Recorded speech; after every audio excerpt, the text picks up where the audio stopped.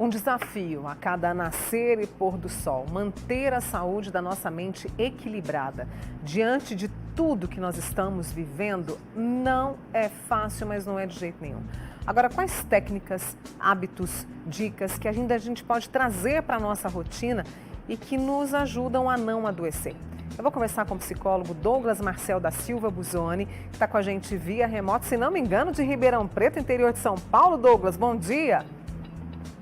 Bom dia, Mônica. Bom dia para todo mundo aí de casa. É um prazer enorme estar aqui. Eu estou falando de Igarapava, que é da região de Ribeirão Preto. Seja bem-vindo aqui ao Cerrado e obrigada, por estar conosco nessa manhã. E falando de saúde mental, não é, Douglas, que é tão importante, porque está difícil, meu amigo, não está fácil manter equilibrada, não.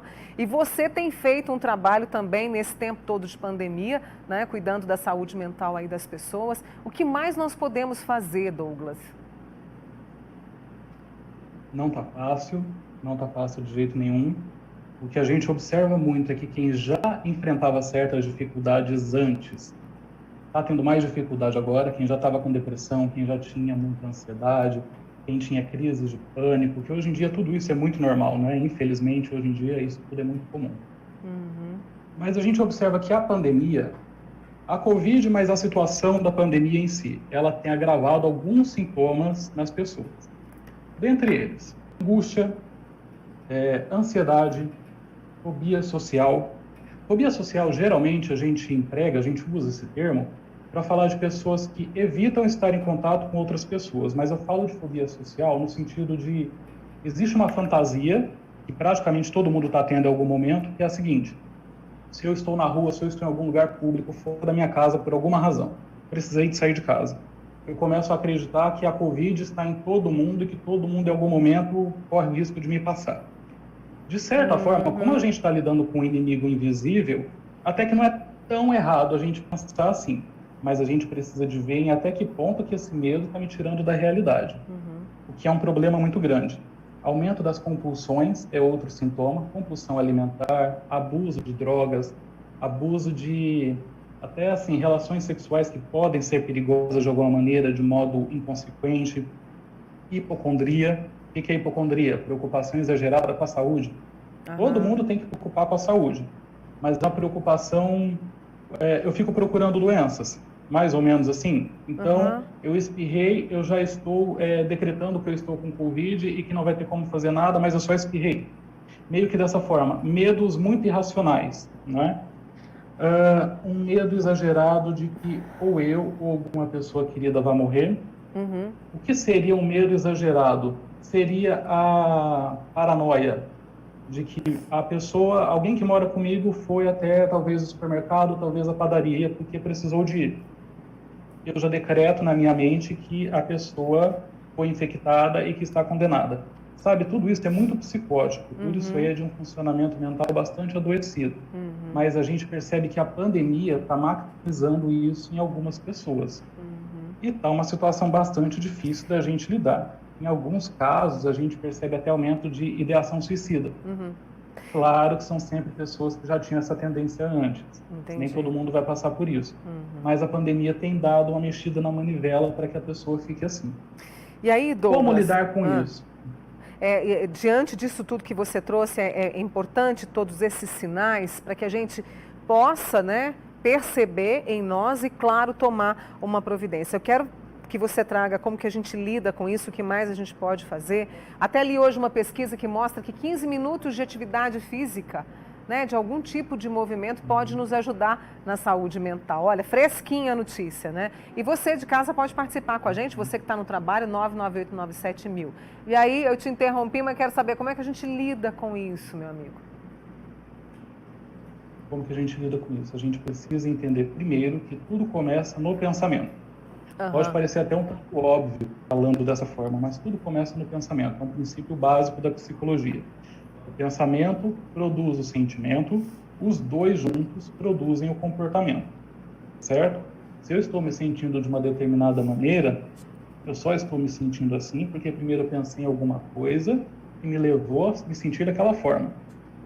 O problema é que nós temos muitos pensamentos que nós chamamos de inconscientes. São pensamentos que a gente não percebe que está tendo, mas nós temos. são muitas vezes crenças internas, e geralmente são crenças limitantes, que nós temos a respeito da gente, a respeito do mundo, de modo geral, a respeito da vida, que vão direcionando a nossa vida.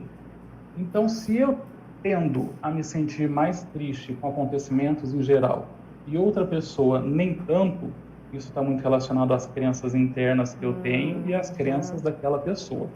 Para a gente lidar com os sintomas que a Covid, que a pandemia, que tudo mais vem trazendo para a nossa vida, que essas limitações todas têm trazido para a nossa vida, primeiro eu preciso entender como que eu tenho pensado, principalmente a respeito de mim mesmo. Parece até muito simples, mas nem tanto. Mas do momento em que eu crio o hábito de observar, de vigiar os pensamentos que eu tenho, eu começo a principiar, a começar a lidar melhor com os meus sentimentos. Mas enquanto eu não observar os pensamentos, nada feito. Eu vou me sentir de determinadas formas, sem entender de onde está vindo, e vou levando a vida assim como um trem desgovernado. E aí o que você traz é o seguinte, porque às vezes a gente acha, e eu trago até uma experiência minha também, que os pensamentos é que mandam em nós, não é não, né? Somos nós que também que temos controle sobre eles. Isso é muito importante. Sim, com certeza. É que os pensamentos vão criando uma natureza automática. Uhum. Então, a gente se habitua a pensar de uma determinada maneira sem saber que isso foi condicionado, que isso foi treinado em nós. Uhum. Do mesmo jeito que você se habitua a pensar de uma determinada forma autodestrutiva, você se acostuma a pensar de uma forma construtiva para você e para a sociedade. Uhum. Basta treino. É claro que a gente não percebe, principalmente quando a gente tem filho pequeno ou coisa parecida, que nós estamos treinando o pensamento daquela pessoa. Mas nós estamos treinando. Dentro da nossa noção de certo e de errado, de bonito e de feio, de desejável e de indesejável, as instituições, de modo geral, a mídia, o marketing, tudo que a gente, de certa forma, consome também condiciona, também nos leva a pensar de uma determinada forma, as ideologias, os grupos aos quais nós somos submetidos, a religião, tudo nos direciona para alguns caminhos específicos. Aí a gente precisa observar que tipo de caminho que a gente tem seguido.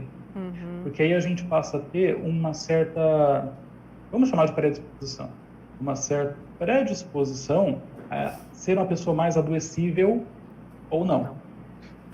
Aí, com relação, você falou, né, do exercício físico, que é super recomendável e tudo mais, eu separei 10 formas possíveis que, a meu ver, podem nos ajudar a enfrentar tudo que a Covid tem trazido para a gente. Então, vamos fazer uma pausa. Vamos fazer uma pausa para os nossos amigos prestarem mais atenção nessas 10 formas. Eu estou curiosa, né? Porque também me enquadro nisso tudo aí. Já já eu volto com o Douglas Marcel, que é psicólogo, falando com a gente ao vivo de Igarapava, aqui, né? São Paulo e Minas, juntinhos. E já já a gente volta. Viu, Célia, do bairro Tayamã, que mandou uma pergunta. Nós estamos conversando hoje, né, sobre a saúde mental. É um desafio a cada dia a gente procurar formas para equilibrar, né, essa nossa mente tão amada. E eu estou conversando com o psicólogo, o Douglas Marcel Busoni, ao vivo com a gente via remota. Douglas, antes de você trazer algumas das formas que podem nos ajudar, deixa eu trazer aqui a Elaine. Ela está na menopausa e ela percebeu tudo isso que você falou, ela percebeu que está vivendo. Está relacionada à menopausa ou também tem a menopausa e a questão dos tempos de hoje? Não tem como a gente separar totalmente o físico do psicológico. Então, a gente costuma usar a seguinte classificação: o ser humano, numa palavra só. Ele é biopsicossocial. Tem umas correntes aí que colocam biopsico, sócio, espiritual. A escola que eu sigo coloca o espiritual no psicológico, mas é um detalhe. Uhum. Então, tem questões hormonais que influenciam em muito.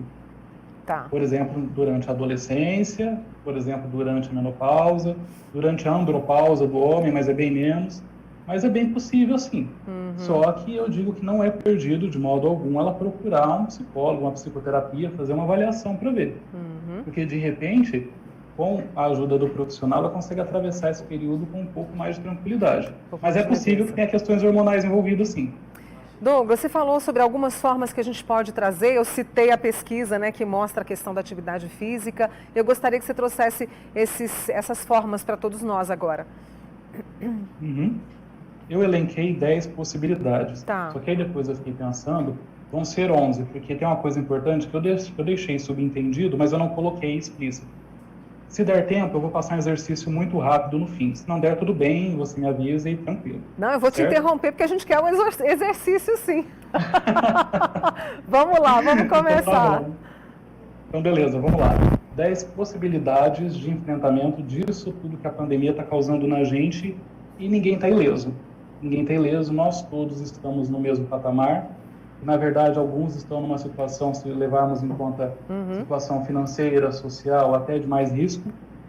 Todo mundo está correndo risco, todo mundo está sendo impactado. Então, vamos lá. Vamos dizer que é número 1, porque eu não coloquei aqui. Mas não se cobre, não fique se cobrando. Nós, ocidentais, nós que moramos nos países da América, a gente se cobra demais por tudo.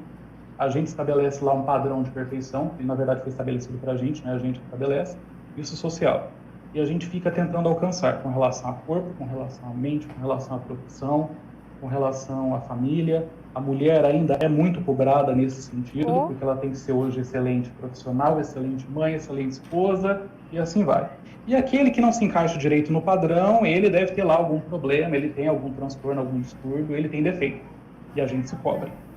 Então, quem está passando por dificuldades de ordem emocional, psicológica, não fique se cobrando. Tá sentindo a dificuldade? Beleza. Aceita que você está sentindo e aí você faz o resto que eu vou apresentar aqui agora. Vamos lá, então. Tá? Número 1. Procure uma psicoterapia. O que é psicoterapia? É o tratamento que o psicólogo faz. Procure um psicólogo. Tá certo? Isso pode ser presencial ou virtualmente. Aí com ressalvas.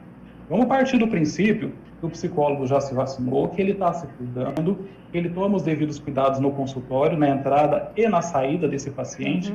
Lá dentro, os dois vão estar de máscara, distanciamento, todo mundo se cuidando. Na dúvida, eu sugiro você procurar virtualmente. Atendimento online, pelo celular, pelo computador, o que for. Para quem tem restrição, o efeito é o mesmo. A possibilidade de dar certo é a mesma. Tanto lá no consultório, quanto ele no consultório e você na sua casa. Não tem problema. Mas procure. É muito diferente um ouvido que foi preparado, que segue um método e tudo mais, do que o ouvido do seu amigo. Porque o psicólogo não tem expectativa. O psicólogo vai ser neutro. Nessas horas a gente precisa de um ouvido neutro para nos dar uma direção. Tá? Número 2. Evite procurar em excesso informações sobre a pandemia. Esteja bem informado. Assista telejornais, procure notícias na internet. Mas não fique o dia inteiro fazendo isso. Uma vez no dia já basta. Se atualize, saiba do que está acontecendo, das evoluções do vírus, que infelizmente acontecem, de como que está na sua cidade, mas não fique procurando demais. Tem equilíbrio, né? A quantidade de notícias ruins é avassaladora.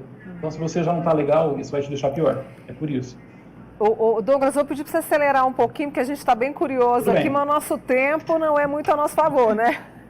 Beleza. Número 3, tenha uma rede de apoio, mas virtual. O que é rede de apoio? Amigos, família, vizinhos, colegas, pessoas com quem você possa conversar no dia a dia. Isso fora lá do atendimento clínico. Você na sua casa, seu amigo na casa dele. Mas dividindo o que vocês estão sentindo. A dor dividida é uma dor amenizada, é uma dor diminuída, tá bom? Número 4, encontre um passatempo, uma coisa que você gosta de fazer. Pode ser um jogo, pode ser assistir séries em casa, pode ser um trabalho criativo, pintar, escrever, aprender um instrumento musical, a internet ensina muita coisa, mas procure ocupar seu tempo com uma coisa construtiva, se possível criativo, tá bom? Número 5, pratique algum esporte. Isso ajuda na redução da ansiedade e da depressão. Mas veja bem, é um excelente apoio, excelente, mas é um apoio, ok? Ajuda na liberação de adrenalina, estimulação do sistema límbico, que é a parte que cuida, que sente a satisfação no cérebro. Ótimo, excelente. Mas não se esqueça de que é um apoio. Mas eu recomendo.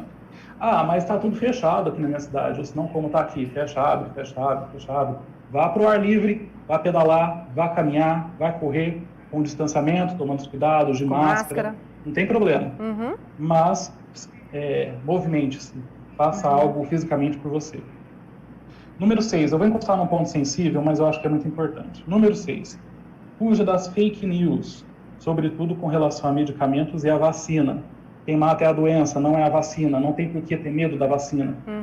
Procure sempre, ainda número 6, procure sempre um médico da sua confiança antes de tomar qualquer coisa.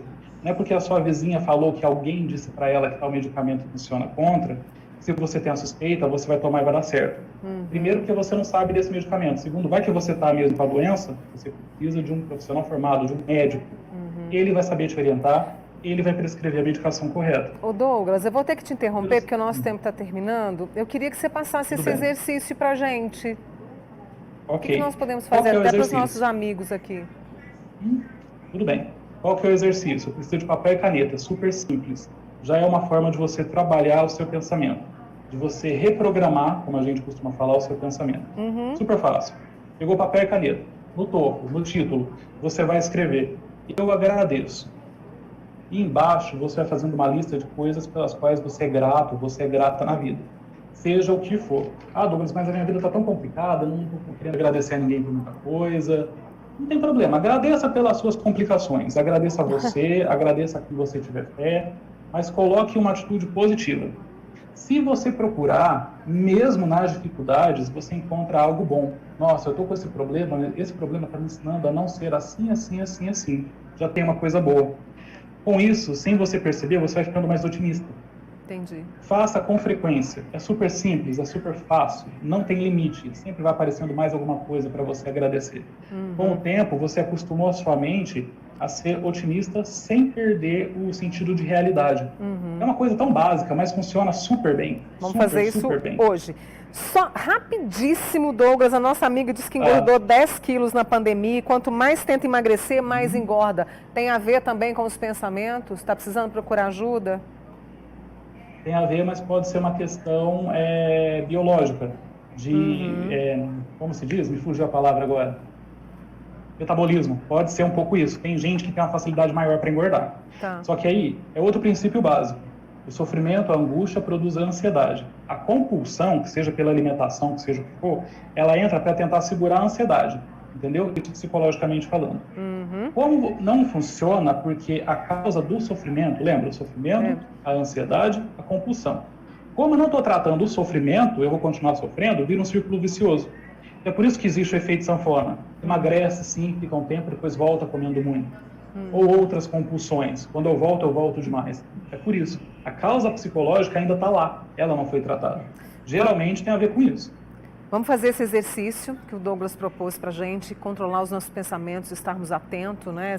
Atentos e ir reprogramando isso todos os dias. Douglas Buzzoni, psicólogo com a gente aqui hoje no Manhã Total. Obrigada, Douglas. Até a próxima, viu? Eu que agradeço. Muito obrigado. Valeu. Cuidem-se. Tudo bom para vocês. Valeu. Pode deixar que a gente vai se cuidar.